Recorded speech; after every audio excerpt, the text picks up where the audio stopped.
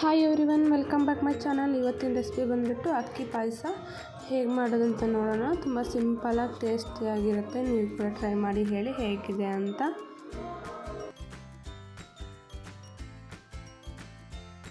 ಅಕ್ಕಿನ ಒಂದು 5-6 ಅವರ್ಸ್ ನೆನೆಸಿಟ್ಕೊಂಡಿದ್ದೀನಿ. ಅದನ್ನು ಇಲ್ಲಿ ಕೈಯಲ್ಲೇ ಸ್ಮ್ಯಾಶ್ ಮಾಡ್ಕೋಬೇಕು.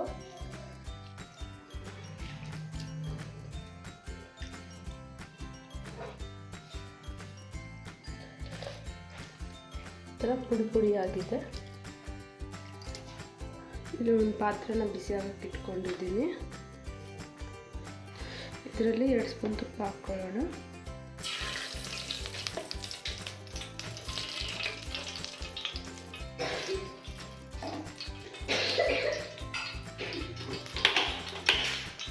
ತುಪ್ಪ ಬಿಸಿ ಆದಮೇಲೆ ಡ್ರೈ ಫ್ರೂಟ್ಸ್ ಹಾಕ್ಕೋಬೇಕು.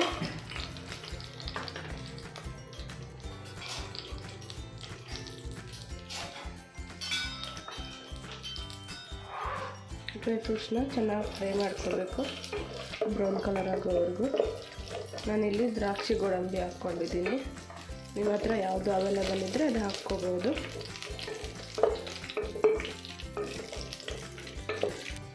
ಇದು ಫ್ರೈ ಆಗಿದೆ, ಇದನ್ನು ತೆಗೆದಿಟ್ಕೊಳ್ಳೋಣ.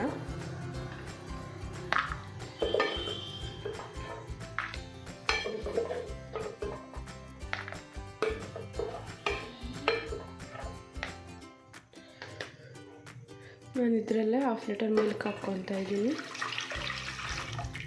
ಇದರಲ್ಲೇ ಸ್ಮ್ಯಾಶ್ ಮಾಡ್ಕೊಂಡಿರೋ ಬಾಸ್ಮತಿ ಅಕ್ಕಿ ಹಾಕ್ಕೋಬೇಕು.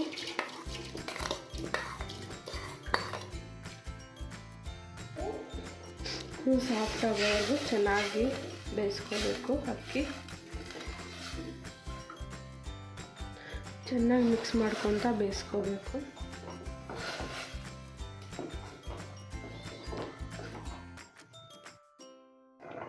ಇದು ಚೆನ್ನಾಗಿ ಬೇಯ್ದಿದೆ.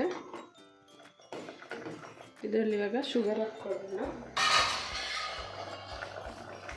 ಇಲ್ಲಿ ನಾನು 1 ಕಪ್ ಶುಗರ್ ಹಾಕ್ಕೊತಾ ಇದ್ದೀನಿ. ಅಕ್ಕಿ 1/2 ಕಪ್ ತೊಗೊಂಡಿದ್ದೀನಿ. ಇದರಲ್ಲಿ ಶುಗರ್ ಚೆನ್ನಾಗಿ ಮೆಲ್ಟ್ ಮಾಡಿಸ್ಕೋಬೇಕು.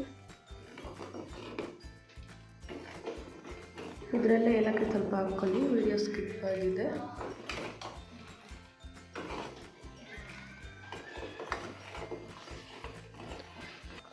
ನೀವು ಶುಗರ್ ಬದಲು ಬೇಕಾದರೆ ಕಂಡೆನ್ಸ್ಡ್ ಮಿಲ್ಕ್ ಹಾಕ್ಕೋಬೋದು.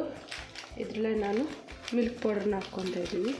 ಮಿಲ್ಕ್ ಪೌಡ್ರ್ ಹಾಕ್ಕೊಳ್ಳೋದ್ರಿಂದ ಕನ್ಸಿಸ್ಟೆನ್ಸಿ ತಿಕ್ಕಾಗಿರುತ್ತೆ.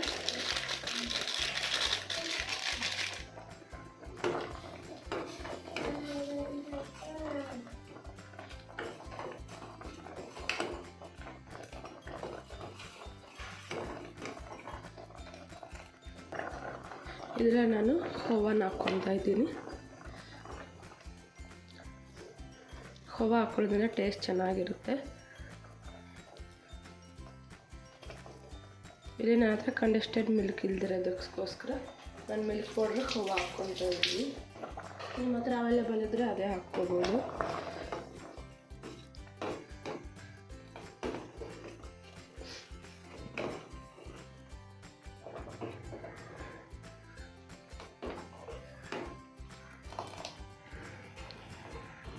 ಇದರಲ್ಲೇ ನಾವು ಫ್ರೈ ಮಾಡ್ಕೊಂಡಿರೋ ಡ್ರೈ ಫ್ರೂಟ್ಸ್ನ ಹಾಕ್ಕೊಳ್ಳೋಣ.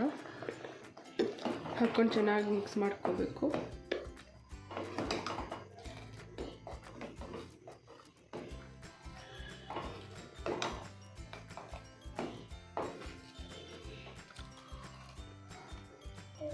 ಈ ಕನ್ಸಿಸ್ಟೆನ್ಸಿಯಲ್ಲಿದ್ದರೆ ಆಫ್ ಮಾಡ್ಕೊಂಡು ಬಿಡಬೇಕು. ತಣ್ಣಗಾದರೆ ಇನ್ನೂ ತಿಕ್ಕಾಗಿ ಹೋಗುತ್ತೆ. ಈ ರೆಸಿಪಿ ನಿಮಗೂ ಇಷ್ಟ ಆಗಿದ್ರೆ ನೀವು ಕೂಡ ಟ್ರೈ ಮಾಡಿ ಹೇಳಿ ಹೇಗಿದೆ ಅಂತ.